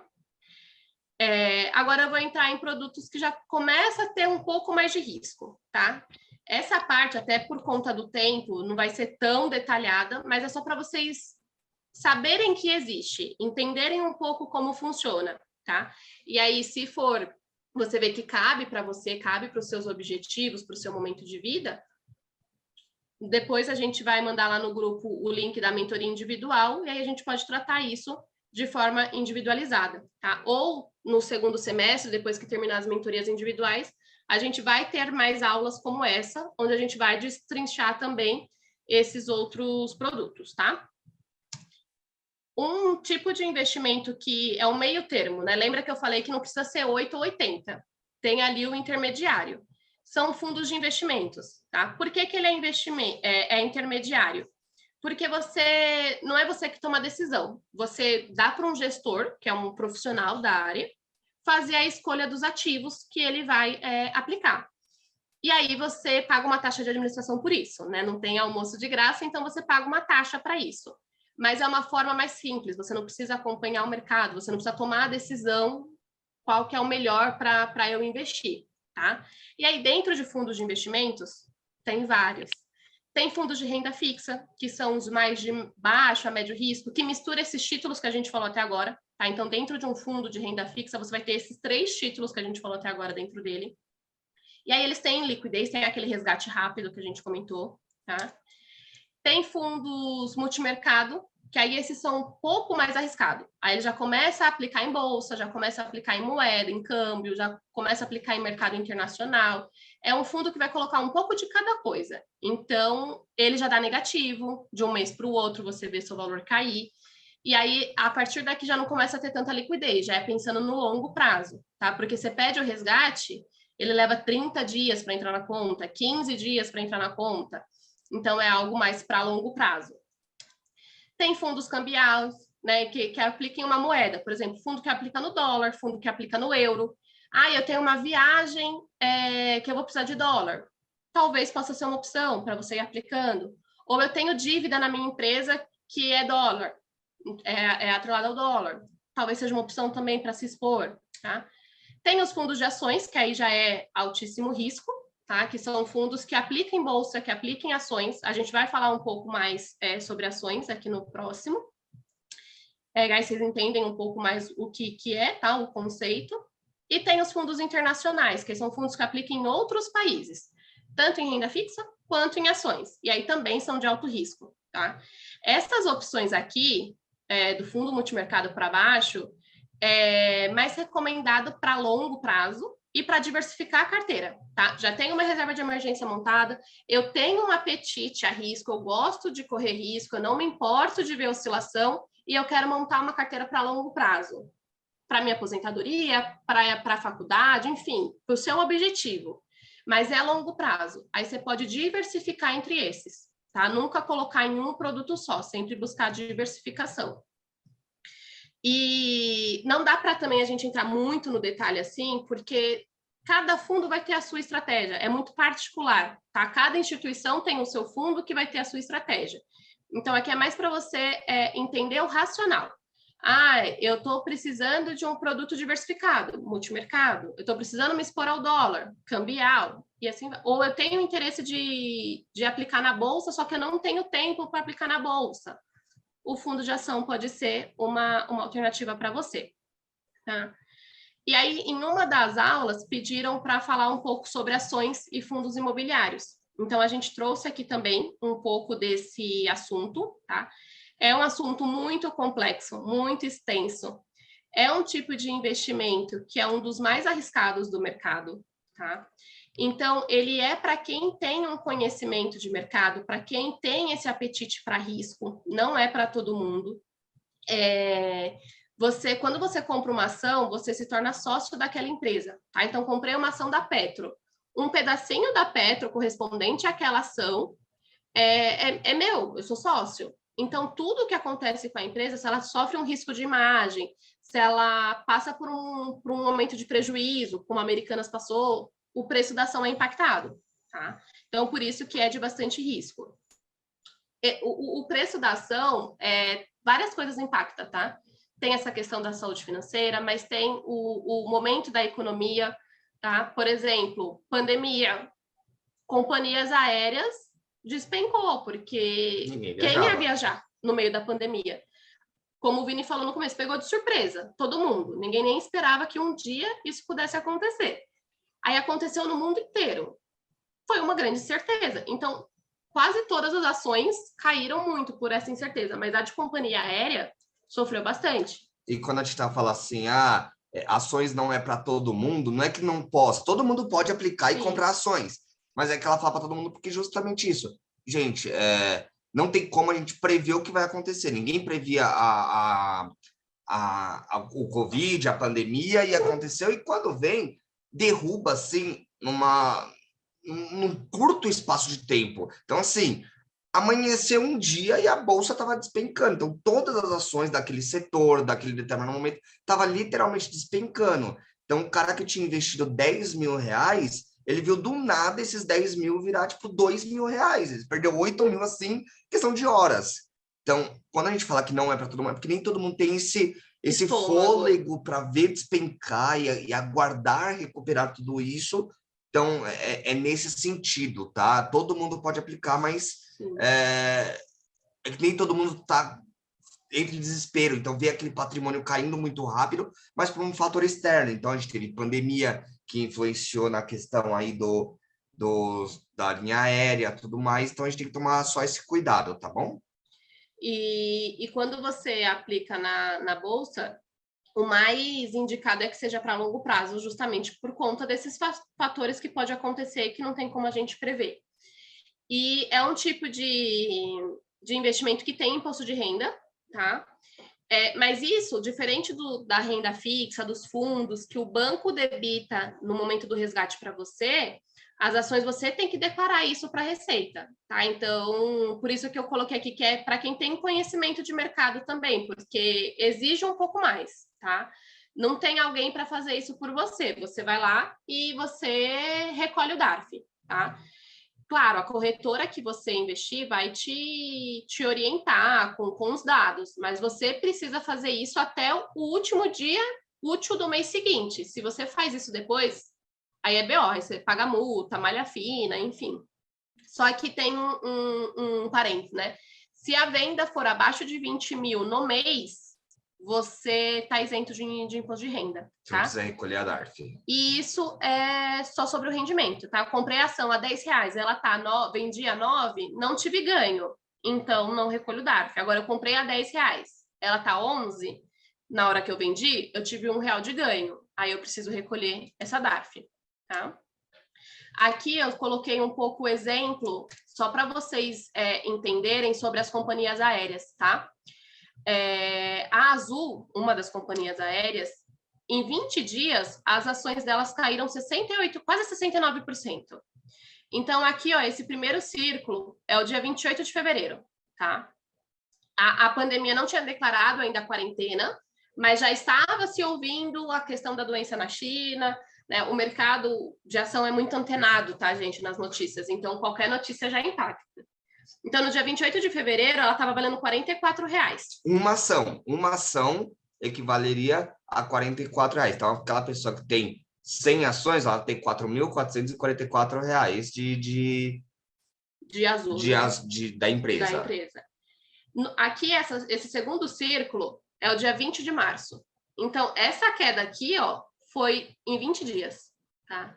No dia 20 de março, ela estava valendo R$13,80. Ou seja, aquele cara que tinha 100 ações, ele tinha R$4.444, do nada ele passou a ter R$ 1.300, R$ 1.380. Então, ele perdeu aí R$ 3.000 em 20 dias. Então, assim, eu tenho estômago para isso? Porque isso pode acontecer. Aqui foi com a pandemia, né? Ó, em 2020, mas pode acontecer. Acontece em outros momentos. Foi passando o tempo, os mercados foram reabrindo, a ação voltou a subir, mas teve momentos que ela cai de novo. Isso é um gráfico de ações em 5 anos, tá, gente? Se você pega o do dia, o gráfico é assim, ó. Parece batimento cardíaco, sobe e desce muito. Então tem que ter esse estômago, porque a gente vê mais na internet, no Instagram, no YouTube, esse tipo de retorno aqui, o lado bom das ações, tá? Por exemplo, peguei aqui como exemplo o Magazine Luiza. Nada disso é recomendação, tá, gente? É só exemplo, não estou recomendando comprar nenhuma das ações. Nem não compra Azul, nem compra Magazine. Não é recomendação de compra de nada, tá, gente? São exemplos para a gente ver, porque, de fato, na internet vende-se muito... fique rico na bolsa do dia para a noite, tá? A gente tem que tomar esse cuidado. Porque, por exemplo, aqui a Magazine Luiza, tá? Em 2018, aqui, em março de 2018, começou esse gráfico. Uma ação era R$ 2,89. Então, você vê que com pouco dinheiro você consegue investir em ações, se você quiser, se você tem esse apetite, tá?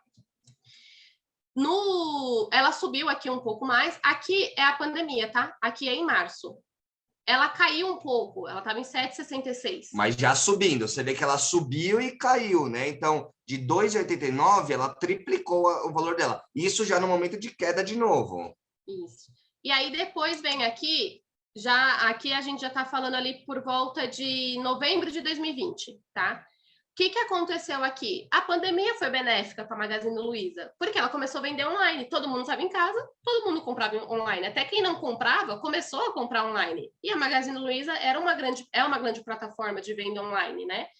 Então, subiu muita ação. Ela bateu aqui R$ 27 em novembro de 2020. E aí segue o mesmo exemplo, tá? Aquela pessoa que se comprou em 2018, em 100 ações, ela pagou R$ 289.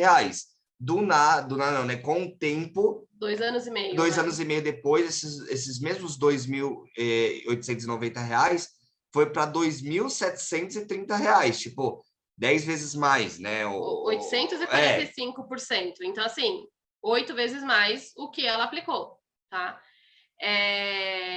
Então, ações pode ser rentável, mas aqui a gente está falando de um período de 2 anos e meio, onde teve queda, onde teve alta, onde caiu de novo, subiu de novo, caiu de novo. Por isso que eu falo que não é para todo mundo, que ela tem que ter estômago. Porque aí a gente está falando de um cenário legal, de uma pessoa que comprou a 2,89 ou a 7,66. E ela foi para 27. É muito difícil você comprar nesse ponto aqui e vender nesse. É quase impossível, tá? Aqui tá ilustrado, mas você não consegue comprar na menor baixa e vender na maior alta. Ninguém consegue fazer isso, nem os robôs.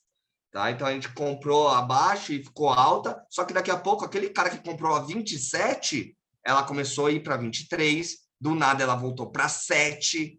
Então, e hoje ela está R$ 3,69. Então você vê que ela começa lá embaixo, sobe, depois ela desce de novo.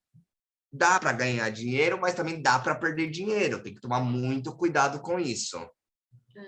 E dentro das ações tem diferentes estratégias para você montar a sua carteira de ações, tá? Para quem tem esse perfil mais agressivo. Tem a estratégia que a gente chama buy and hold, que é comprar a ação, pensar no longuíssimo prazo, tipo, eu compro e guardo. A tradução disso é comprar e guardar. Tá? Então, eu compro e guardo por 10, 15 anos, porque eu estudei aquela empresa, eu entendi que tem algum fundamento ali nela, algum índice, indicador, alguma informação que me traz que no longo prazo ela vai crescer bastante essa empresa. E aí, pegando o gancho, quando a gente está falando de ações, a ação é você se tornar sócio, como ela disse, e quando a gente vai comprar algo, seja um computador, seja um celular, seja qualquer coisa, a gente pesquisa sobre. Esse celular é bom? Quanto de memória ele vem? O quanto ele processa? Ele é rápido? Ele é lento? Ele tem Wi-Fi? Ele tem 4G? Ele tem 5G? O que ele tem? A empresa é a mesma coisa. Quando você fala de ações, é a mesma coisa. Você tem que pesquisar o que você está comprando. E aqui, vamos pegar o mesmo exemplo da Magazine. Pensa no longo prazo. Aquele cara que comprou lá atrás, há 2 e pouco, quantos anos? 2 anos depois? 2 anos depois ela foi para 27. Longo prazo. Mas a mesma coisa, ela também oscila. E assim, ele, né, o investidor, ele acompanha o mercado. Tá, chegou a 27, é a hora de eu vender ou ela vai subir mais? Não tem como você saber, então você tem que acompanhar o mercado para tomar essa decisão, tá? Tem uma outra estratégia que aí é considerada uma das mais arriscadas, que é o day trade ou swing trade, que você compra para curto prazo, tá? Eu acho que vai acontecer um evento que vai impactar o preço dessa ação. Então, eu compro hoje para vender hoje mesmo, seria o day trade, ou eu compro hoje para vender semana que vem, seria o swing trade. Como é no curto prazo, é muito arriscado. E é isso que se vende muito na internet. Então, a gente tem que ter muito cuidado. Porque você pode realmente ganhar, mas é quase uma loteria aqui, tá? É quase uma aposta, assim, porque curto prazo para ação é muito complicado, é muito delicado, tá? A gente só trouxe esse exemplo aqui, meus amigos, do day trade, do swing trade, porque é o que se vende muito na internet. A gente tem que tomar muito cuidado em relação a isso. Nada aqui é recomendação, absolutamente nada é recomendação. Mas tem algo que a gente não recomenda ainda mais, é fazer day trade nesse sentido, tá? A gente, para nós, é algo que não cabe realmente, é algo que é quase impraticável no nosso ponto de vista de análise, tá? Então, só se você for realmente muito expert, estudar 24 horas na tela, ter muita disponibilidade para estudar isso. Então, a gente trouxe só para vocês tomarem cuidado. A gente vê muita gente na internet, olha, ganhei tanto hoje na bolsa, né? Aquele famoso, paguei o almoço agora na bolsa, fiz aqui. Cuidado com essas vendas da internet, tá?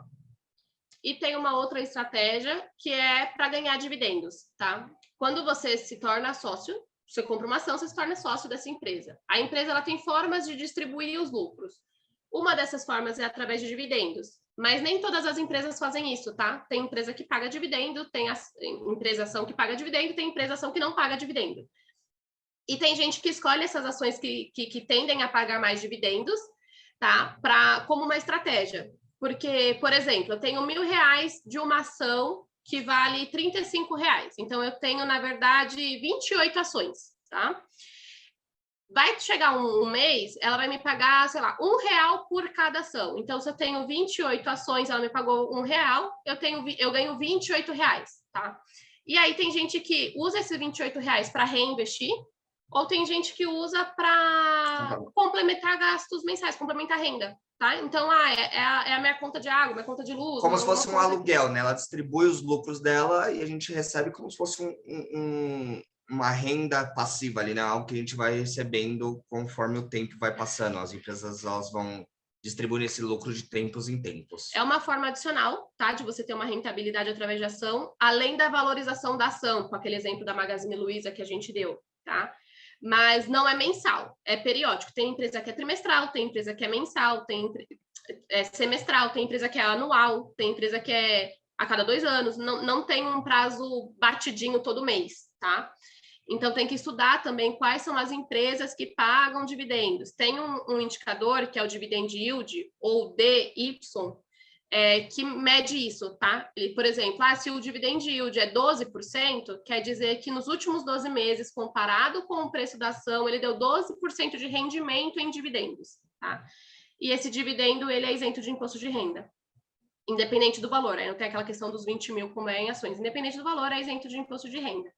Então, é uma estratégia interessante para o longo prazo, para quem quer complementar a aposentadoria, pode usar isso como estratégia, ou para ter um ganho a mais além da valorização da ação, tá?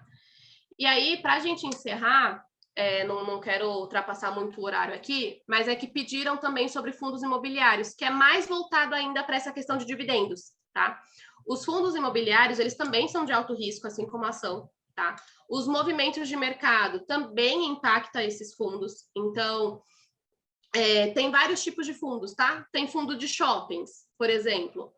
O que é um fundo imobiliário? Deixa eu dar só um passo atrás. É um fundo que vai ter vários imóveis dentro dele, tá? Então, ao invés de eu comprar um imóvel e pôr ele para alugar, eu posso comprar um fundo imobiliário onde tem um gestor profissional que ele vai pegar vários, por exemplo, shoppings e colocar dentro desse fundo. E ele administra esses shoppings.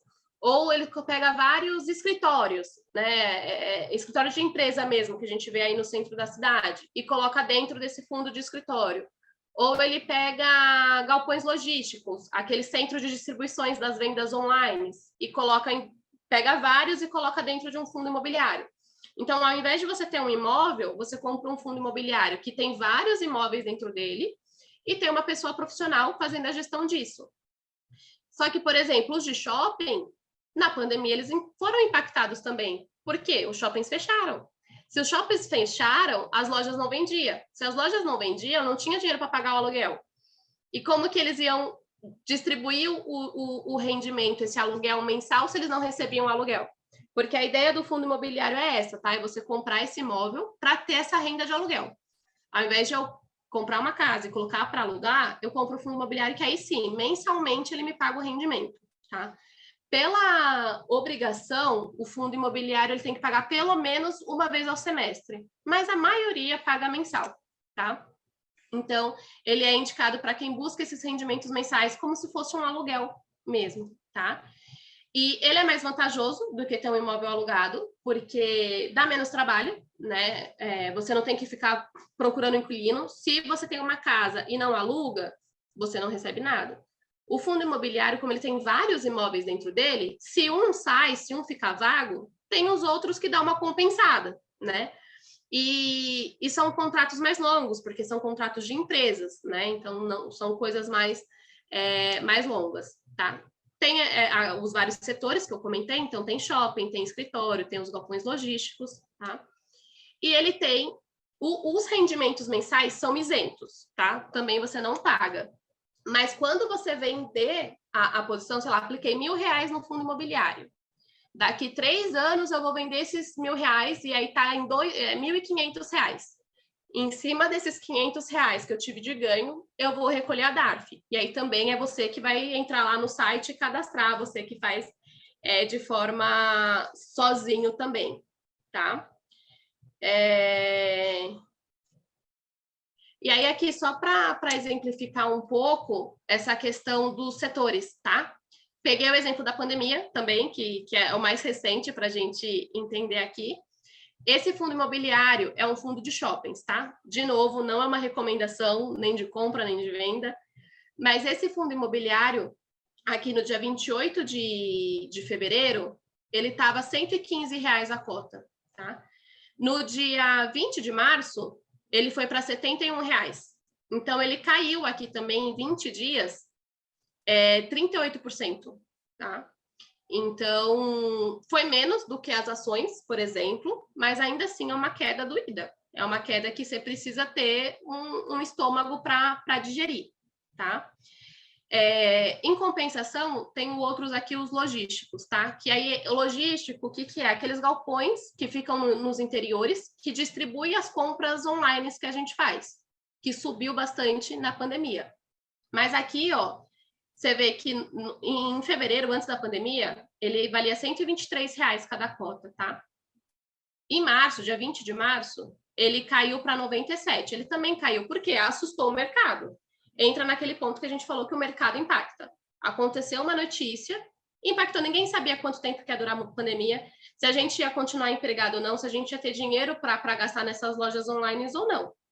Depois, conforme foi acalmando, a gente foi entendendo como foi a pandemia, aqui em julho de 2020, 4 meses depois de março, ele já voltou a subir aqui e estava valendo R$131. Então, estava valendo até antes da pandemia, tá? Então, quem aplicou aqui, ganhou, tá? Então, assim, o que eu quis trazer aqui com esse gráfico? Ele também é de risco, fundo imobiliário. A gente vê, por conta dos rendimentos mensais, a gente vê na internet muita gente vendendo ele como um produto conservador, e ele não é conservador. Tá? Os rendimentos mensais são um pouco mais estáveis, mas o valor que você aplica, ele vai oscilar. Então, a gente também precisa ter cuidado. Tá? E a gente precisa ter cuidado na hora de escolher um fundo imobiliário, para ver o que eu estou comprando, né? Qual é a composição quais desse fundo? imóveis estão nesse fundo. O shopping, por exemplo, os shoppings que são shoppings legais ou são shoppings que estão muito vazios? Tudo bem, às vezes tem um shopping que é aqui perto da minha casa, tem shopping que eu não conheço, mas tem um site que é Status Invest, depois eu mando ele lá no grupo do WhatsApp, que ele traz isso de forma muito clara, muito ilustrada, tá? tem tantos shoppings dentro desse fundo. É sempre legal a gente pegar um fundo imobiliário com bastante imóvel dentro, tá? Desse shopping, o shopping A tem 90% das lojas alocadas e 10% vaga. O shopping B só tem 2% vago. Ah, então tá melhor. Então, assim, você consegue ver, porque se tiver muito imóvel vago dentro do fundo, o rendimento mensal vai ser baixo, tá? Então, também é um tipo de investimento mais complexo, mais com perfil arriscado. A gente tem que subir alguns degraus para chegar nele. E aí, mais para frente, a gente volta a trazer com mais detalhes, tá? A gente só quis trazer hoje para não deixar as pessoas que pediram sem pelo menos uma introdução, pelo menos saber o que é, tá? Então, assim, hoje, eles pagam ali um rendimento mensal próximo de 1% ao mês, isento de IR. Também é um rendimento bacana, tá? Desde que você tenha a tolerância para isso aqui acontecer. Isso pode acontecer, tá? Não foi só porque foi pandemia. Aqui, ó, em 2022 aconteceu também, né? Mais para o finalzinho de 2022 também. Então, assim, acontece, tá? Por mais que vê na internet que é um perfil com um produto conservador, ele não é tão conservador assim, tá? A gente precisa ter cuidado, mas para quem tem essa necessidade de uma renda mensal, é uma estratégia que eu gosto bastante e acho que faz bastante sentido no longo prazo. Beleza? Acho que era isso que a gente tinha para trazer aqui. Se alguém quiser fazer alguma pergunta, estamos aqui à disposição. Algum comentário? A gente procurou trazer bastante esses pontos que foram pedidos, né, tanto no último Fé e Finanças quanto nas últimas mentorias. A gente trouxe um pouquinho aí do que é o CDB, do que é uma LCI, uma LCA, que são produtos mais conservadores. Falamos um pouquinho do que está atrelado à taxa de juros de Selic, PCA, e aí também trazer esses pontos um pouco mais arrojados. Eu quero saber de ação, eu quero saber de fundo imobiliário. Então, a gente introduziu todos esses pontos, mas de fato é uma introdução, tá, gente? A Vanessa vai disponibilizar aí o link da mentoria. Quem tiver interesse, quiser se aprofundar específico num assunto, a gente está aqui para auxiliar dentro daquilo que a gente conhece, tá bom? E aí fiquem à vontade, caso queiram fazer alguma pergunta, ficou com alguma dúvida, quiser falar alguma coisa, a gente está à disposição aqui. Vini, Tita, não é pergunta sobre a mentoria, não. Eu cheguei depois, né? Você sabe que eu tive um compromissinho aqui. Você chegou a comentar que o pessoal não sair do grupo, que as gravações vão ser disponibilizadas primeiro para eles? A gente vai comentar agora, Ale. A gente então tá bom. Abrir para perguntas vocês, e aí já é encerrada nos recadinhos. Então tá bom. Alguém alguma pergunta, pessoal? Alguma coisa, dúvida? O pessoal tá só elogiando só, viu? Então foi bom. Então, é isso, gente. A gente fica aqui à disposição, tá? Se quiser tratar mais no individual, cadastra lá o link da mentoria. Eu tenho interesse mais nesse produto, aprofundar mais no que a gente puder, a gente está aqui para ajudar. E, como o Lê falou, não saiam do grupo, tá? Porque a gente vai disponibilizar a gravação de todas as aulas, né? Das 3 aulas que nós tivemos até aqui, para vocês primeiro, tá? Em primeira mão. Então, mantenham lá no grupo, que aí lá no grupo a gente manda as gravações e manda também o link para a mentoria individual. E aí, quem mandou já a mentoria anterior, a gente vai começar a entrar em contato agora, tá? Desculpa, esse link vai estar disponível daqui mais ou menos uma semana, tá? É o tempo de edição, uma semaninha mais ou menos, tá bom? Combinado. Oi, eu tenho uma dúvida. Oi, Dani. Meu notebook estava travado, eu entrei pelo celular. Boa noite, né? Para você. Boa noite. Obrigado aí pela aula, eu achei que foi muito bacana, muito esclarecedor. Eu só fiquei com dúvida. Peraí que tá dando eco aqui, deixa eu mutar o meu notebook. Eu fiquei com dúvida, assim, o fundo de emergência que a gente tem que ter, onde é mais indicado eu deixar esse dinheiro? No CDB, DI, tá? Ou no Tesouro Selic, Dani. Um desses dois, tá? Porque esse... Tá fácil. Exato. Tá? Mas aí no CDBDI você tem que prestar atenção se é com liquidez diária, tá? A maioria são. Que é esse que você consegue resgatar a qualquer momento. que não vai te trazer prejuízo, no sentido de coloquei R$1.000 e tenho 950, tá? Então, ele é seguro e ele te dá esse acesso a qualquer momento, tá? Então, reserva de emergência, CDBDI ou Tesouro Selic. A reserva de emergência, ela nunca é visando rentabilidade arrojada, tá? Ela é sempre para ter segurança mesmo. Então, a principal característica é, você tem que ter isso de forma imediata. Então, se eu precisar hoje, numa segunda-feira, 10 horas da noite, eu consigo resgatar esse valor? Ah, eu consigo. Então, tá bom. São assim, justamente pelo nome, né? É emergência. Surgiu uma emergência, eu consigo... Preciso fazer uma cirurgia de última hora, eu consigo ir lá e resgatar? Consigo, o dinheiro não vai ficar travado. Então, sempre isso. E por ser conservador, para não ter tanta oscilação assim, né? A gente não pode esperar um melhor momento para resgatar. É quando surgir a emergência, e aí a gente precisa estar amparado daquele valor. E assim, hoje em dia, a nossa taxa de juros está alta, né? Está em 13,75 ao ano. Então, numa reserva de emergência, num CDB, você consegue um rendimento ali de 1% ao mês, líquido 0,90% ao mês, tá? Então, você consegue um rendimento bom também, mas, como o Vini falou, não é visando rendimento, é visando segurança. O dinheiro rápido na mão, tá? Entendi. Aí, só mais uma dúvida.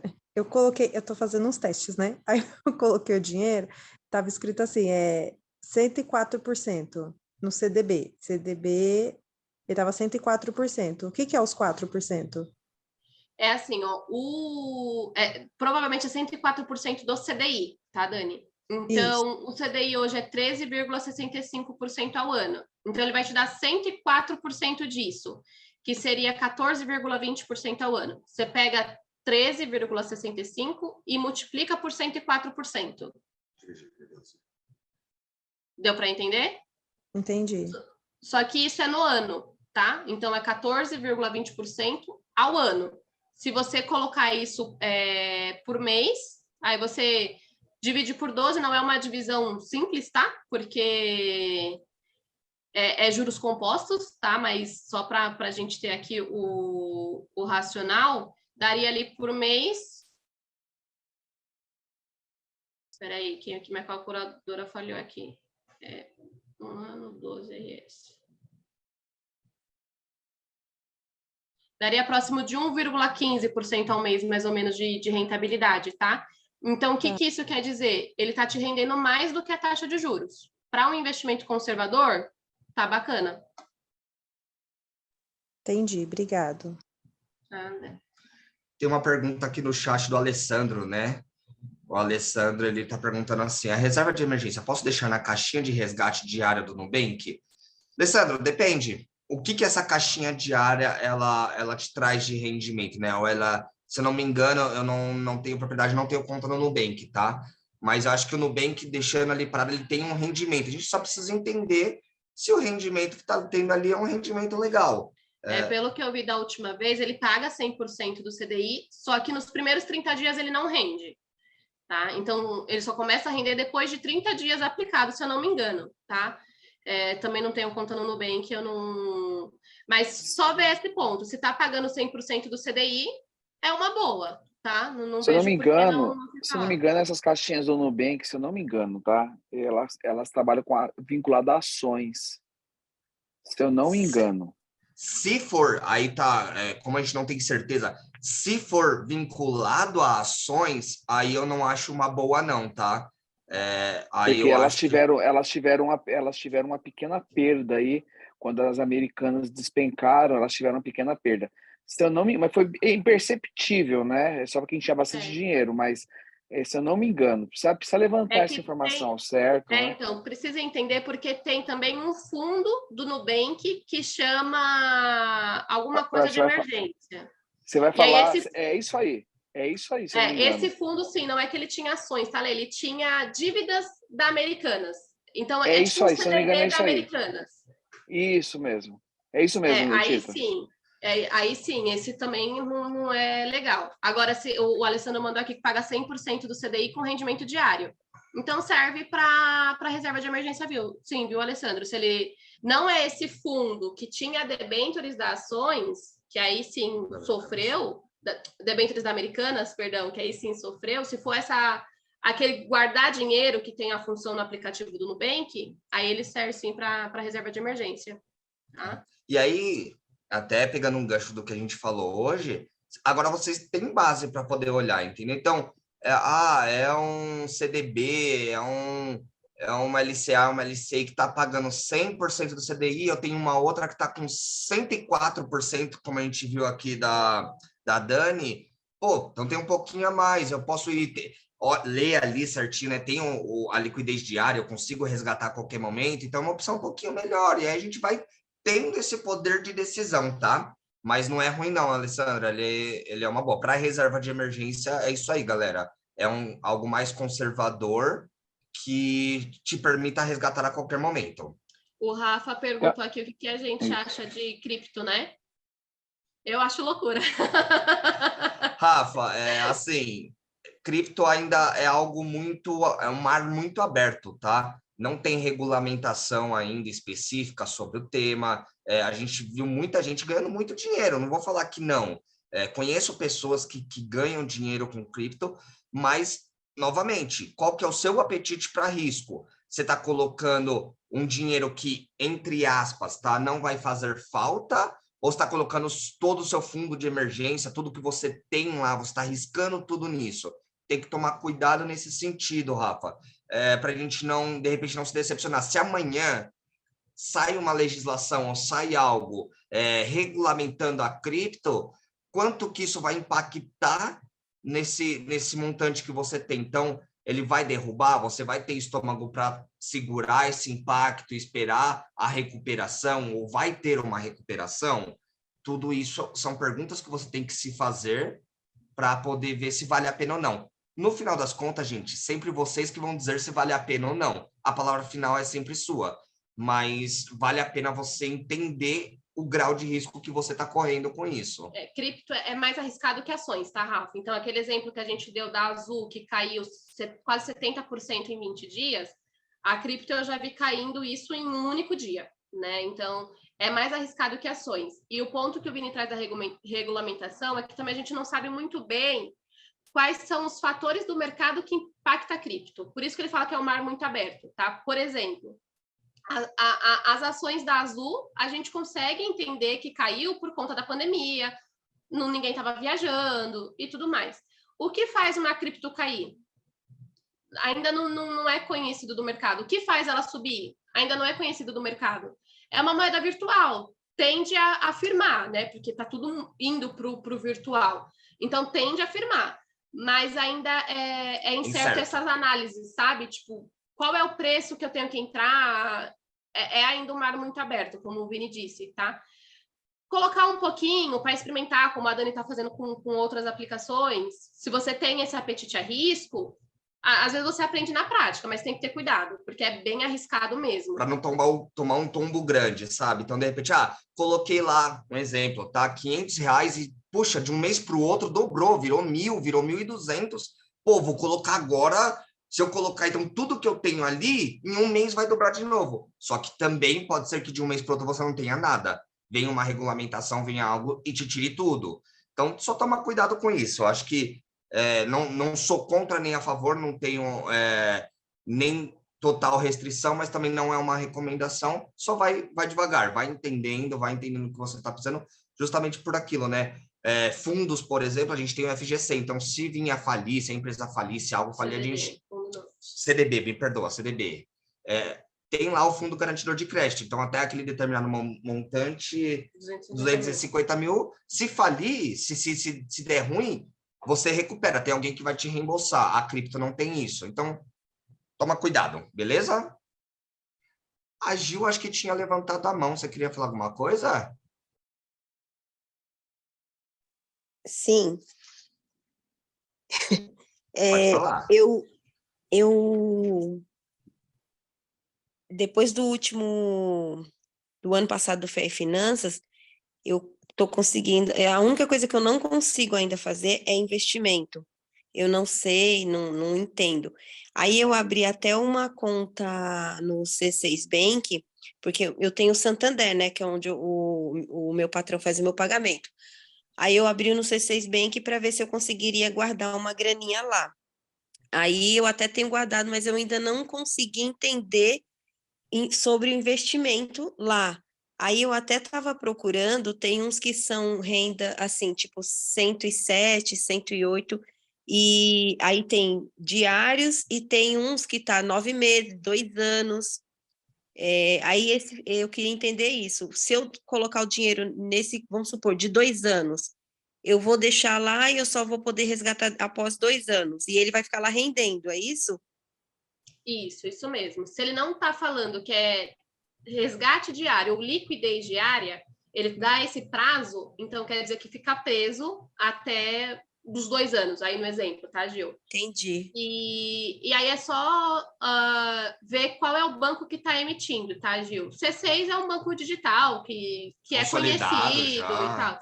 Porque, por exemplo, teve recente, tá? Esse mês, uma financeira que chamava Portocred, que faliu. E lá no Itaú, onde eu trabalho, a gente tinha CDB dessa financeira, tá? E de um dia para o outro ela faliu. A gente não estava esperando e acabou acontecendo. Tudo bem, quem tem o valor lá, por conta do fundo garantidor de crédito, vai recuperar. Só que recupera em 45, 60 dias, também não é de imediato. Então, só dá uma olhada no banco emissor, tá? Mas o C6, eu acredito que seja ok. Mas sim, se ele te dá o prazo, você não vai conseguir resgatar antes, você tem que levar até o vencimento. Entendi. Porque assim, eu tenho um pouco de dificuldade de guardar dinheiro. Eu tô menos gastona, mas guardar é um pouco O mais importante é ir difícil. evoluindo. Faz parte, mas tô é um evoluindo. processo de evolução mesmo. Isso. É Não é isso. só você Então, não, viu? então, por isso que eu queria alguma coisa desse tipo, entendeu? Que eu pudesse colocar e não ter como tirar. Ô, Gil, Entendi. mas você pode também, o que eu uso também é o C6, mas eu acredito que em qualquer banco é assim, né? Você pode ir acrescentando, você não precisa esperar ter um montante. Então, por exemplo, Não, esse do no 104, C6 Bank tá lá a partir de R$ 20 eu posso colocar. isso. Então, aí você, Isso por aí. exemplo, você vai lá e coloca R$ 20, aí ele vai render sobre aqueles 20. Mês que vem você coloca mais 20. E aí vai rendendo, você vai colocando na mesma aplicação, entendeu? Entendi. É isso Ah, mesmo. legal. Isso aí. Depois você me dá uma aulinha particular, Dani. Opa, vou entrar aqui na próxima mentoria. Amém. Mas é isso, a gente vai Obrigada, gente. Imagina. ajudando, né? O corpo é isso, um ajuda o outro. Manda lá, Gá, abre o microfone aí. Pais queridos, legal para a gente, só um comentário, é que normalmente quando não tem liquidez, o fato dele restringir você de usar a hora que você quer, eles pagam mais. Então, a vantagem de você ter essa possibilidade de falar, poxa, eu posso deixar aqui por 3 anos, que eu vou estar na alíquota menor de imposto de renda, e por conta disso, eu não vou mexer, porque eles não liberam, eles vão me pagar uma taxa. Então, se um CDB está pagando com liquidez diária 100% ou 104%, eu vou procurar um que está pagando 110%, 112%, que tem no mercado, 116% para 3 anos. Então, é por isso que a gente sempre recomenda a diversificar. Se eu vou deixar aqui uma parte para minha emergência, né, com liquidez, e umas outras partes eu vou escalonando conforme as minhas necessidades. Esse dinheiro aqui eu vou usar para minha viagem daqui 2 anos, então eu posso pôr para esse vencimento de 2 anos, porque eu não vou mexer. E aí você consegue, assim, achar uma rentabilidade maior e se programar para que o dinheiro trabalhe para você. É bem bacana. Eu teve uma parte que minha bateria acabou aqui, eu acabei perdendo um pouco, mas vocês estão de parabéns, assim, foi uma aula, assim, dá até para a gente já tirar uma certificação, hein? Valeu, Gá, obrigado, viu? E esse é o negócio, né? A gente tem os índices, então, aquela história de não colocar todos os ovos no mesmo cesto. Então, poxa, para emergência, para o dia a dia, eu vou deixar aqui no pós-fixado, que é o CDI. Para eu tentar me proteger da inflação, eu vou procurar os melhores papéis que estão pagando inflação, que é o IPCA. E, poxa, hoje as taxas estão tão altas e tem uma pré-fixada aqui que está bem legal e é para uma grana que eu só vou usar lá na frente. Poxa, 1% para mim por mês está legal? Vale a pena eu segurar essa taxa aqui. Então, tem para todo gosto, tem para todas as estratégias. O que a gente o mais difícil é a gente saber o que a gente quer. Então, se perguntar, se provocar, buscar entender quais são os meus sonhos, o que eu quero para mim para os próximos meses, para os próximos anos, porque isso facilita a tomada de decisão. Perfeito, é isso aí.